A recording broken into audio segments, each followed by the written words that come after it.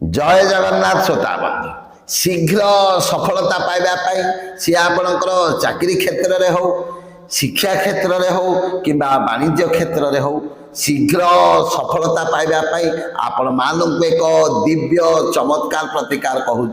अमावास्या दिन आपण मैंने ये प्रतिकार टी प्रयोग करंतु देखिए आपण मानक शीघ्र सफलता प्राप्ति हो ताहले कौन करेंगे अमावास्या दिन सकाळे गोटे मुठा बिरी गोटे मुठा मुग गोटे मुठा मसूर डाली गोटे दुदुरा फूल किछि घिय किछि क्षीर किछि महू किछि दही को मिश्रण करी नहीं शंकर भगवान शिवलिंग उपरे अर्पण करंतु एवं तत्परे तीनोटी त्रिशाखा बेलपत्र एवं गोटे पानपत्र रे किछि लवंग रखी शंकर भगवान को अर्पण करंतु आपण मानकु जेते समय पर्यंत